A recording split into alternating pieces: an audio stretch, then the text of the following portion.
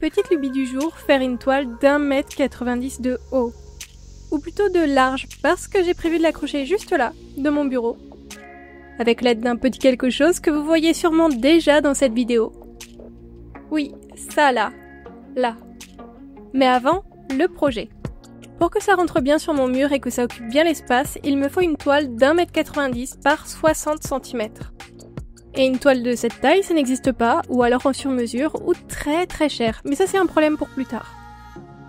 Je commence par ce qu'il y a de plus sympa, le concept. Je veux quelque chose de très simple à la base. C'est pour ça que j'ai recommencé. J'avais dessiné mon squelette trop réaliste et à la réflexion, je veux vraiment quelque chose de plus cartoony. Vous voyez que j'ai laissé une bordure à mon dessin. Ça sera le cadre de ma toile, et j'ai un projet assez précis et chronophage pour ce cadre que j'imagine en relief. Je suis peut-être un peu trop ambitieuse aujourd'hui. Si je veux un dessin si grand et si simple, c'est parce que j'ai une idée précise sur le médium que je veux utiliser. Et si je ne veux pas que ça me prenne 3 mois, il faut que je vois simple. Ça fait longtemps que j'avais ce projet en tête, mais le problème de la toile m'a longtemps bloqué. Mais vous vous souvenez que mon beau-père a déjà fait une apparition sur cette chaîne ? Il travaille très bien le bois et est super équipé chez lui. Du coup, j'ai osé lui passer une petite commande. Tada ! De mon côté, j'ai acheté la toile et il ne reste plus qu'à la fixer sur le cadre. Sauf que c'était clairement plus compliqué à faire que ce que j'imaginais. Surtout de tendre la toile le plus possible sur une surface aussi grande. Moi qui pensais avoir un gentil petit projet facile, j'ai été vraiment naïve. Ici, Ouais. plutôt là. Vas-y, ouais.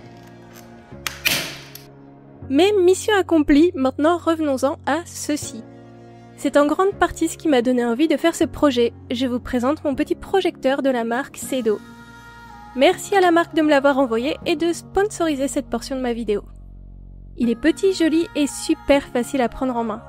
Il a même une application native pour dessiner, mais vous pouvez aussi l'utiliser pour regarder des films ou des séries. Personnellement, j'ai décidé de le coupler avec mon iPad et ça s'est fait super facilement, via un simple partage d'écran. Le seul petit truc à savoir, c'est que j'ai dû utiliser un adaptateur pour le brancher, parce qu'il n'était pas fourni avec un adaptateur pour les prises françaises. Mon dessin était super facile à aligner sur ma toile. La qualité de projection était juste parfaite. J'avoue, je suis trop motivée par ce projecteur. J'ai toujours beaucoup de mal à reproduire mes croquis sur de si grandes surfaces, alors en général, j'évite. Mais là, ça m'ouvre de sacrées possibilités. J'ai même presque envie de m'essayer à la peinture murale. Mais je suis locataire dans mon logement, alors on va éviter. Promis, si je deviens proprio un jour, on fera ça. Le fameux médium dont je vous parlais, c'est la laine. Je ne veux pas peindre sur ma toile, je veux la broder à l'aide du punch needle. Pour ceux qui ne connaissent pas, je vous en avais déjà fait une présentation en vidéo. Et depuis, c'est devenu une véritable passion pour moi, même si je ne vous la partage pas en vidéo. Mais aujourd'hui, je vais clairement rattraper tous ces mois sans vous en reparler. Mais vu la surface, j'ai décidé d'utiliser un embout d'aiguille de punch needle très gros et une laine très épaisse. Je me suis orientée vers de la taille 6, aucune idée de si ça va bien fonctionner avec ma toile et mon aiguille, alors j'ai commencé par acheter une seule pelote. Chaque pelote me coûte 3,50 €, je sens que cette toile va me coûter cher, on fera le bilan à la fin du projet. Je pense que vous comprenez pourquoi j'ai aussi réfléchi au cadre de ma toile. Pour faire du punch needle, il faut enfoncer une aiguille de plusieurs centimètres à travers la toile. Alors impossible de broder avec cette technique sur la partie de la toile qui est agrafée sur mon cadre de bois. Mais quitte à faire une toile en laine, j'ai prévu de continuer sur ma lancée et de remplir le cadre et certaines zones de ma toile de fleurs et de feuilles en crochet. Je veux que ce petit squelette soit vraiment envahi de végétation.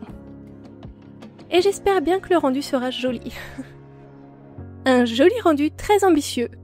Je pense même que je vais devoir réaliser cette toile sur plusieurs vidéos comme une petite série.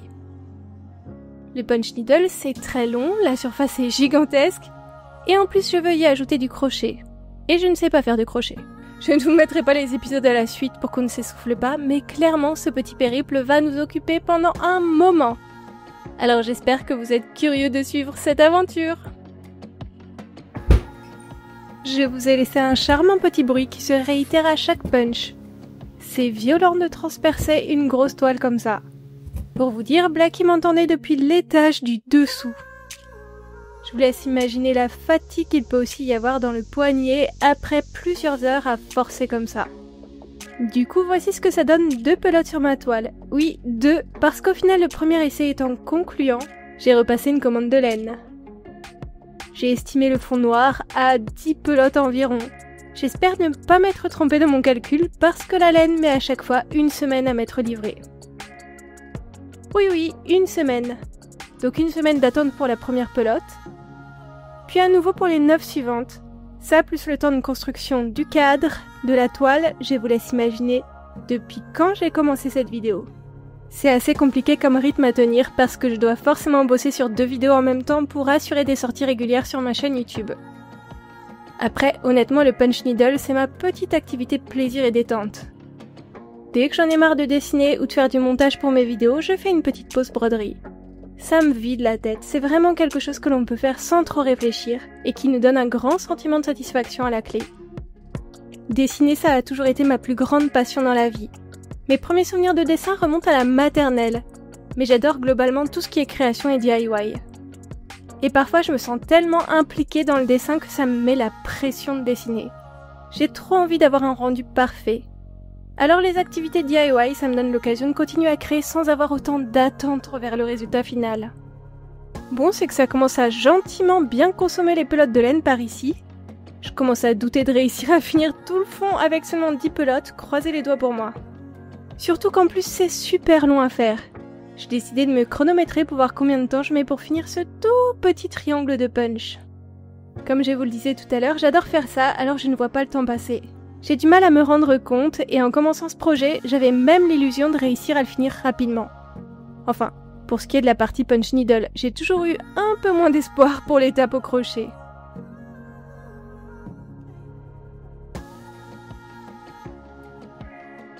Au final, 6 bonnes minutes pour quelques centimètres carrés. Je vous le rappelle, ma toile fait 1,90 m de haut par 60 cm de large. Je suis mal. C'est vraiment en temps réel qu'on se rend compte du travail titanesque qui m'attend. Je suis parfaitement consciente que d'habitude pour un tel format, les gens se tournent vers le tufting. Le tufting, c'est grosso modo complètement la même chose. Sauf qu'au lieu d'utiliser notre petite main et une aiguille, on utilise une plus ou moins grosse machine qui peut tenir un rythme de coup d'aiguille inhumain. Le punch needle, c'est plus pour les petites broderies et le tufting pour les tapis. Et clairement, là, on est plus sur un format tapis. Mais où serait le challenge, le plaisir de l'effort et d'y passer des heures? Et accessoirement, je n'ai pas le matos pour faire du tufting. Mais j'adorerais! Si jamais une marque passe par là et veut me sponsoriser pour que j'utilise leur matos, envoyez-moi un mail. Mais sinon, l'heure est grave. J'en suis à ma 6e pelote de laine. Je vais vous faire un plan d'ensemble juste après pour que vous vous rendiez compte de la surface noire qu'il me reste à recouvrir. Je pense que je ne suis même pas tout à fait à la moitié. Qu'est-ce que vous en pensez? Quelles sont vos prédictions? 10 pelotes, ça va suffire ou je vais me retrouver à devoir passer une nouvelle commande en urgence? Je vous laisse quelques secondes pour me donner votre avis en commentaire. En tout cas, de mon côté, autant vous dire que ce que je prenais naïvement pour un petit projet DIY d'été s'est transformé en véritable projet de congé maternité. Parce que oui, je ne vous en avais encore jamais parlé, mais clairement, c'est pour bientôt.